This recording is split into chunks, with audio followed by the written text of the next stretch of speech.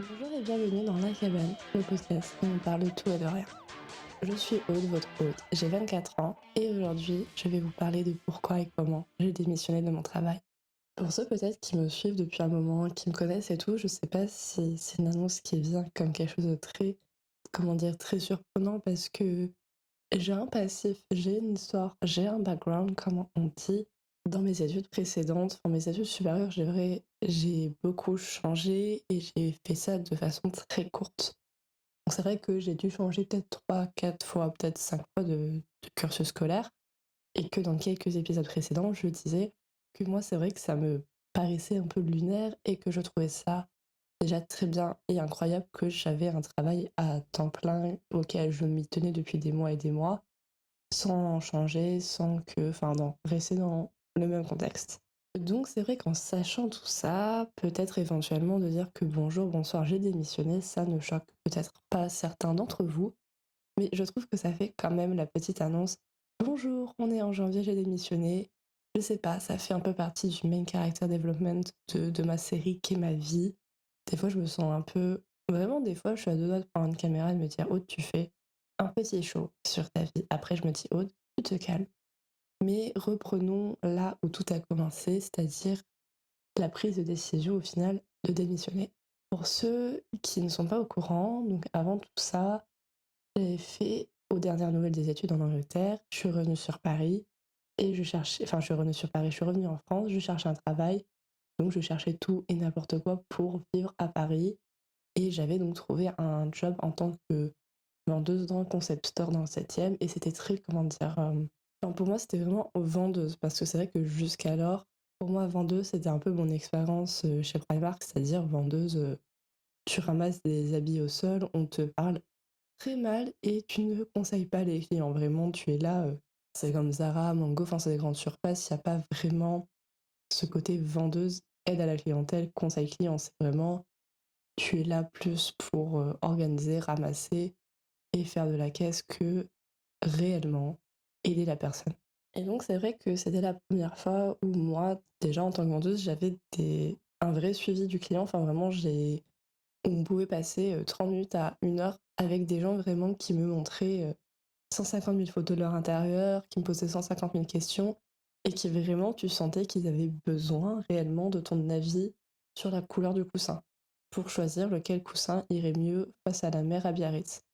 C'est voilà, c'est une occupation comme une autre, mais c'est vrai qu'il y avait vraiment du conseil derrière et des questions aussi qui étaient parce que par exemple, je sais que si on me demande un petit avis rapidement chez Primark, on va dire bon bah est-ce que ça me va? Je dis à la personne oui oui ça vous va madame, elle l'achète et c'est bouclé. Là c'est un peu différent dans le sens où déjà c'est des gens qui s'y connaissent un petit peu quand même et qui recherchent de certaines matières qui vont te poser mille et une questions. Dernièrement j'avais une question sur une matière d'un habit, jusque-là c'était assez normal de demander, hein, de savoir ce qui se passe dans nos habits quand on l'achète, très bien. J'avoue qu'en revanche, quand la dame m'a demandé la différence entre le rayon et la viscose, j'étais un peu: «Ah oui, alors en fait, je vais aller regarder sur internet». Alors je vais pas dire sur internet, mais c'est vrai que sur le coup, c'est des choses des fois qui qu'on te demande vraiment d'où ça vient, si ça c'est recyclé, si ça c'est 100 naturel et la transpiration. Évidemment, il y a des choses que j'ai appris et au fur et à mesure, voilà, mais c'est vrai que des fois, ils arrivent encore à te ressortir des petits trucs et je me dis: «Mais c'est incroyable» et c'est vrai que des fois, je regrette un peu de pas avoir noté des pépites des clients parce que on a eu des belles et vraiment récemment, je pense que c'était la dernière semaine du coup de mon travail, parce que là, en fait, là où je vous parle actuellement, c'est mon premier jour de non-travail. En fait, mon préavis d'un mois s'est terminé hier soir. Donc dans ma dernière semaine, j'ai une dame, donc faut savoir donc on vend des vêtements, du mobilier, de la décoration. Donc c'est vrai que des fois, très vite, vous allez ressortir avec des très très grands sacs. Et souvent, les gens préfèrent avoir un grand sac que plusieurs petits. Donc moi, je mets tout dans un grand sac. Enfin, ma collègue le fait, moi j'encaisse.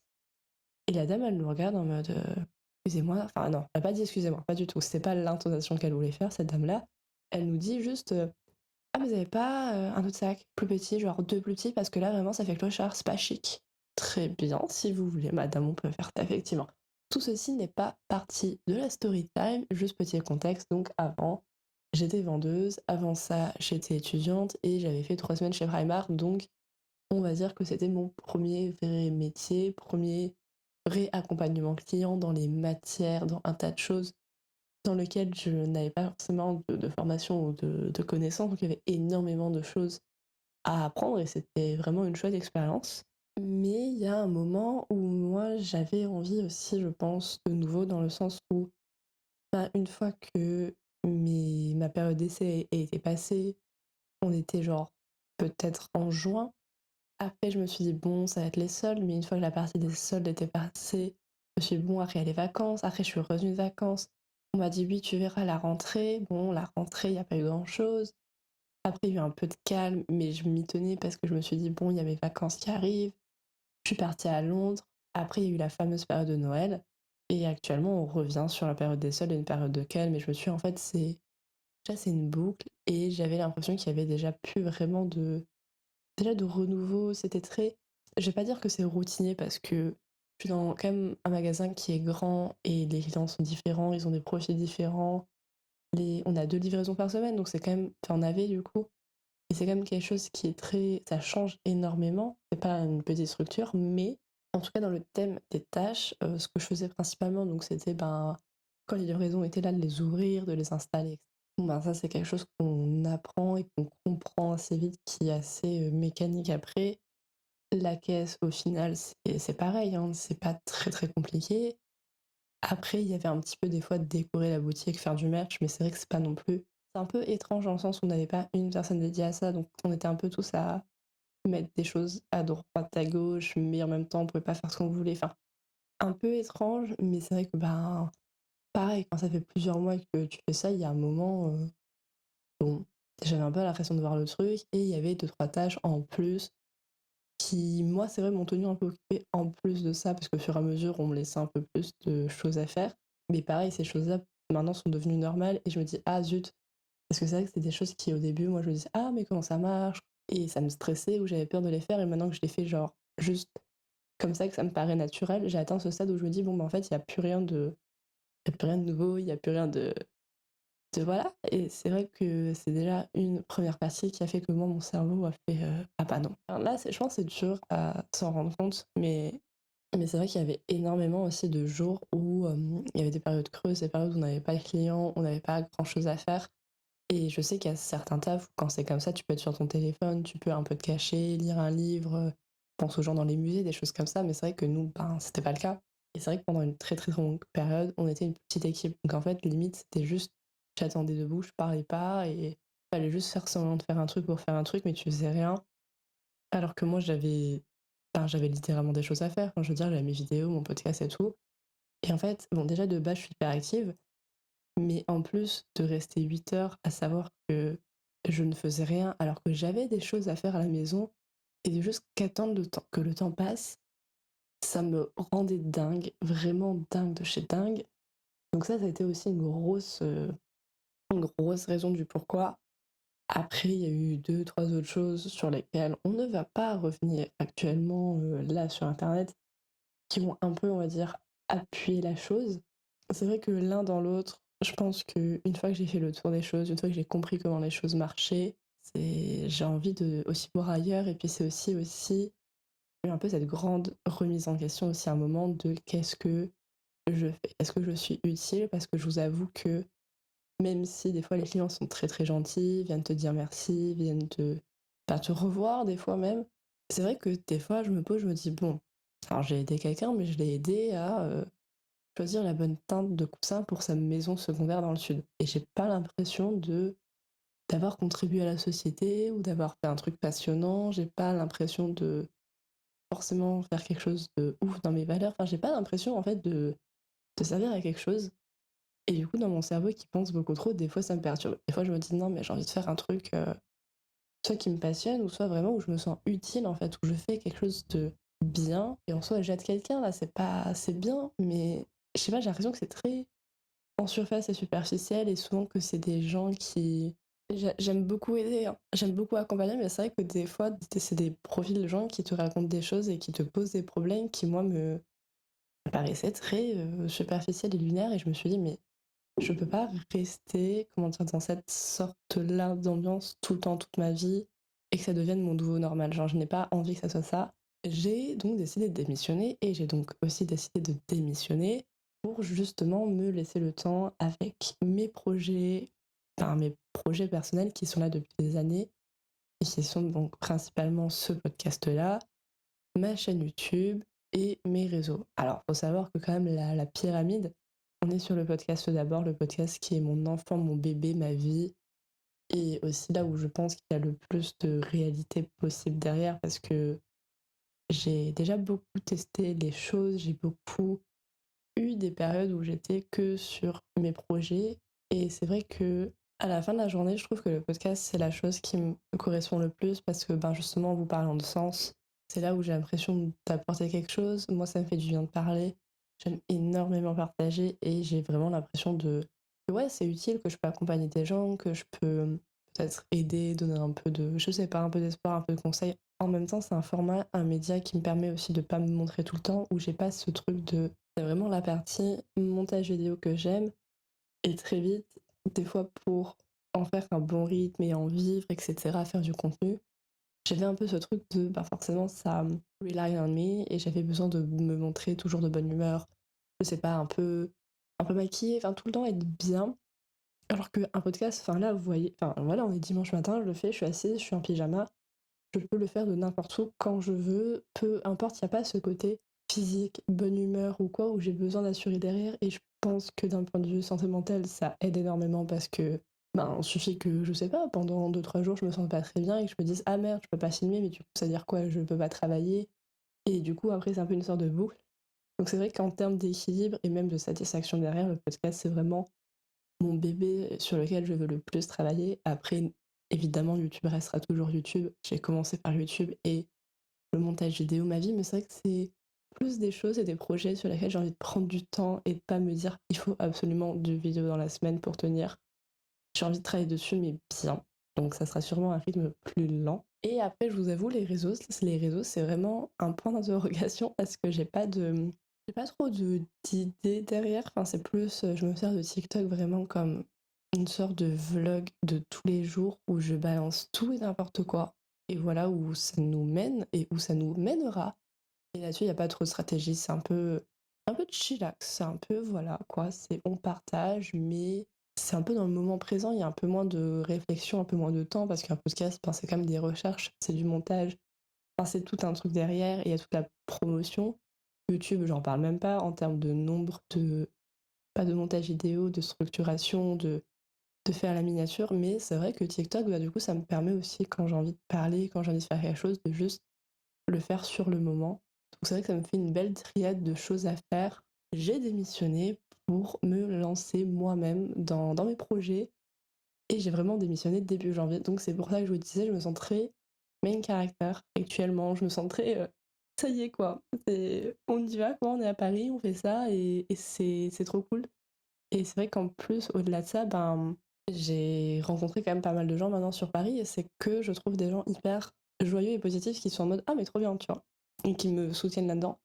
Et du coup, c'est vrai que ça fait plaisir et je suis en train de m'éparpiller dans mon récit. Donc on va reprendre tout de même parce qu'il y a quand même le point de comment j'ai démissionné et comment ça s'est passé, hein. C'est quand même enfin, je trouve que c'est quand même une grande question parce que c'est vrai que c'est un peu flippant. Et c'est vrai que je pense que si je vous remets un peu du contexte, vous allez peut-être un peu comprendre aussi pourquoi j'avais un petit peu peut-être peur de le faire.